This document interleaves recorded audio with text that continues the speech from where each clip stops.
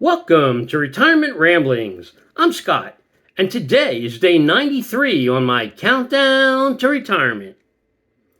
So this morning I watched a video by Medicare 365 titled Big Medicare Changes Coming in 2026 That You Need to Know. The link will be in the description box below this video, along with another video that I watched on from Clark Howard, also going to be in the description box. But this particular topic not only is pretty relevant and timely, given that October 15th, the new Medicare open enrollment period will start and go through December 7th. But the changes are, at least in my mind, significant, both from a percentage point of view and from a dollar point of view for those people who are on traditional Medicare. And the first bullet point also affects people that are on Medicare Advantage. So like I indicated to you guys yesterday, my wife had gotten a notice indicating that her current plan, which is by Aetna, won't be offered in our area in 2026. And I've come to find out that Aetna is specifically targeting 90 plans or canceling 90 plans in Texas, Florida, and Georgia. And one of those plans is my wife's. They're basically getting rid of all their PPOs and they're moving people into an HMO or leaving the state for Medicare entirely. So the particular video I watched today, though, summarized some very big changes, and those changes are the premium that is paid by Medicare enrollees is going up from $185 in 2025 to $206.50 a month in 2026. So that's like an 11.5% increase. And obviously, your Medicare, your Social Security COLA is only going up by somewhere between 2.3 to 2.6%. So, something that's a double-digit increase is not going to be covered, obviously, by your COLA increase. And, if you historically look at medical costs that would always be double digits moving forward, you would go bankrupt. So that's not good. The other thing that's not good about the Part B premium is that the deductible is increasing from $257 to $288. So if you're on traditional Medicare, the first $288 you're going to be paying, and then depending on what plan you're on, other things will happen. And again, the Part B premium increase from $185 to $206.50, that's going to affect Medicare Advantage folks as well. Then for the Part D drug plan, the maximum out of pocket is going up from $2,000 in 2025 to $2,100 in 2026 for drugs that are on the Medicare formulary. If it's not on the formulary, there is no maximum out of pocket cap. They can charge whatever they want. And the Part D drug plan maximum deductible is increasing from $590 to $615.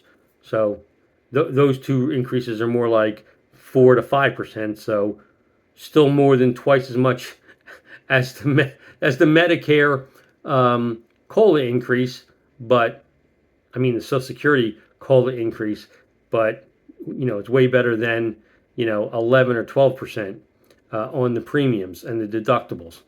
And then the other thing that's happening is insulin will be set at $35, should anybody need that, and most vaccine copays are going to be a $0 copay. So that part's good. Then, so again, big increases coming.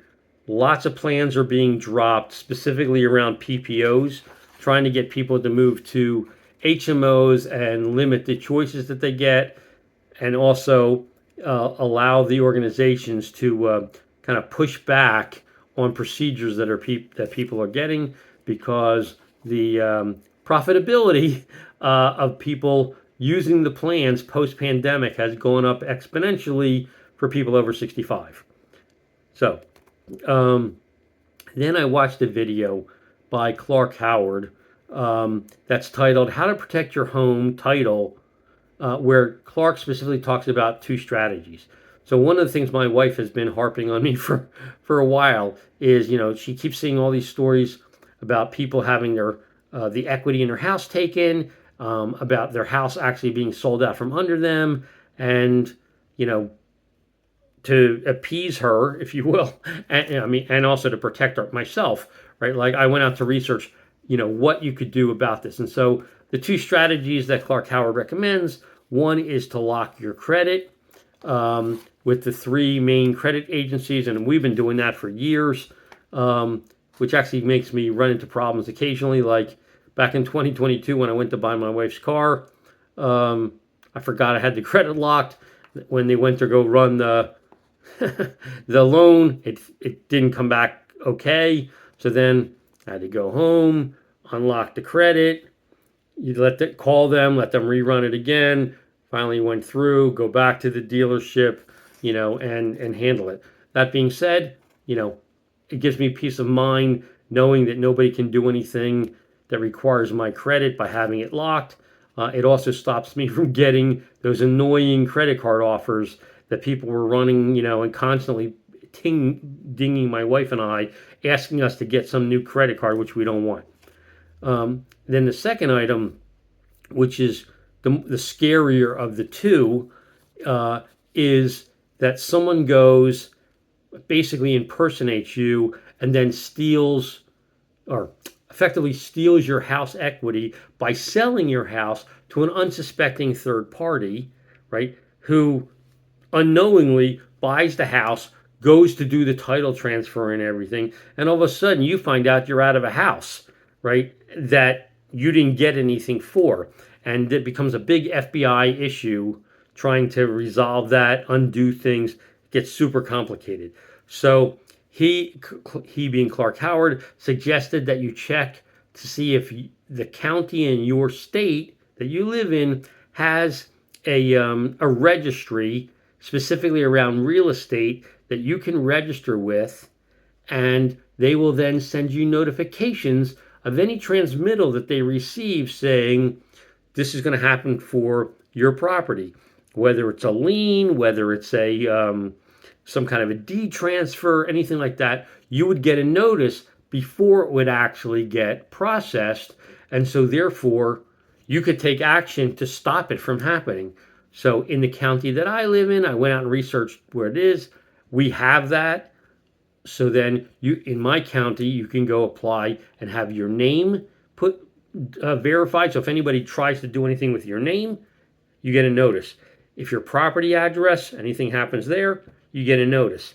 If your plat or book number gets access to somebody's trying to do something there, you get a notice. So at least you're proactively notified so that you have some amount of time, even though you need to take immediate action, you do have some amount of time to stop it from occurring. So I thought those tips were, really good. Definitely wanted to share those. Again, link in the description to both of these videos so you can get the details from them yourself. And so they were the two things that were on my mind the most today. Then, because I didn't feel like cooking today, and I had a light work day today with regard to meetings. Ended up taking my wife out to Olive Garden for lunch, and then we ended up going out for Chinese for dinner. So I didn't have to cook for the whole day other than breakfast, which is no biggie.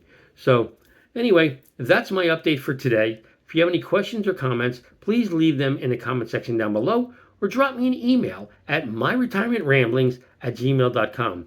Otherwise, I hope you have a great evening, and until tomorrow, take care.